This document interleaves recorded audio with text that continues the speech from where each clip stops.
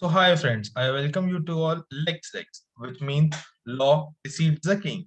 So today we will be dealing with the chapter prospectus and allotment of securities. So in this we will deal with sections 23 to 42 of Companies Act 2013. So first of all, the definition of prospectus. Prospectus is defined in section 2 clause 70 of Companies Act 2013. It is defined. Prospectus means any document described or issued as prospectus and includes a RHP referred to in section 32 of Companies Act. Here RHP stands for red herring prospectus or shelf prospectus referred in section 31 of the Companies Act 2013, or any notice, circular, advertisement or other documents inviting offers from the public for the subscriptions or purchase of any securities of a body corporate. So here, therefore, a prospectus has following three ingredients. First of all, there must be an invitation to the public to make offer. Secondly, invitation may be made by or on behalf of any existing public company or intended public company. So third point, invitation is in connection with securities of the company. So now I will tell you about abridged prospectus. Abridged prospectus is defined in section 2 clause 1 of Companies Act 2013. Abridged prospectus means a memorandum containing salient features of a prospectus as may be specified by the SEBI by making regulation in this behalf. Now, we will be I will be telling you about procedure of fixed price issue of IPO or FPO. IPO stands for initial public offer and FPO stands for further public offer. First point, appointment of merchant banker. Second point, drafting of prospectus by merchant banker, which is defined in section 26 of Companies Act 2013. Third point, file application to one or more stock exchanges for obtaining the in principle listing permission. Fourth point, file a copy of draft prospectus to SEBI. Fifth point, SEBI may suggest any modification within maximum 30 days. Sixth point, the company, that is board of directors, shall modify the prospectus accordingly. Seventh point, the company shall get the prospectus printed and put in a date called as date of publication. The eighth point, a copy of the final prospectus shall be filed to the ROC on or behalf the date of publication. This copy shall be signed by all persons named in the prospectus as directors and proposed directors. Ninth point, issue the prospectus to the public shall be made within maximum 90 days after filing of final prospectus to ROC.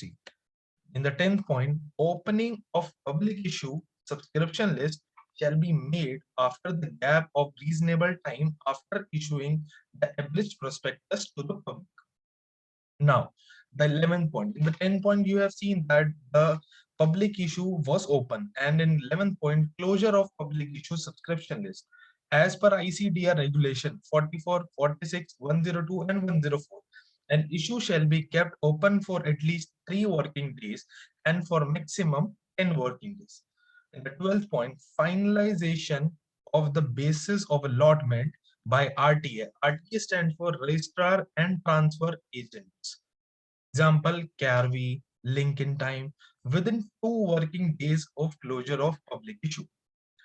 13 point, designated stock exchange will approve the basis of allotment within 3 working days of closure of offer.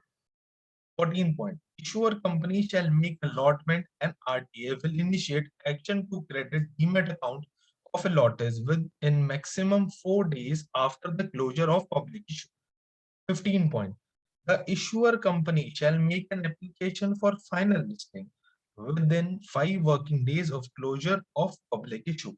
The recognized stock exchanges, along with the documents specified by the stock exchanges from time to time, and stock exchanges shall give final listing permission and trading permission on same day itself. Stock exchange issue trading commencement notice. On the 16th point, trading commences on the next day. So here we complete our procedure of fixed price issue of IPO and FPO. Now I will tell you about how public issue can totally fail. There are two major reasons. A public issue may become a total failure due to two reasons. First of all, non-receipt of minimum subscription, that is 90% of the issue size under section 39 clause 3 of Companies Act. Second point, if the listing permission is not received from all the concerned stock exchanges under section 40 of Companies Act. As per SEBI regulation 2018, if the issue is underwritten, if the minimum subscription 90% is not received, including the subscription by underwriter, then refund the entire application money within 15 days after the closure of the issue without interest, or otherwise after 15 days refund the entire application money with interest at the rate 15% per annum. If the issue is not underwritten, the minimum subscription shall be received before the closure of public issue, or otherwise refund the entire application money within 15 days. This is the same thing after the closure of the issue, otherwise refund after 15 days the entire application money with interest at the rate 15% per annum. So friends, जैसे कि आपको पता ही है, in my each video I share the fact of the day. The fact is relating to the law. 22.2 million people are under trial in India, far more than there are people in the Netherlands. For the 13 years, the Salman Khan hit and run case was in trial. It was one of 18.5 million criminal cases pending in India's district and lower courts.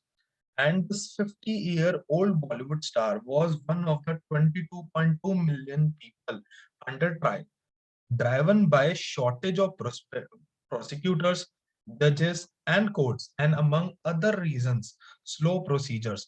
There are more people under trial in India than there are people in the Netherlands or Kazakhstan. Thank you for watching. Do like, share, and comment.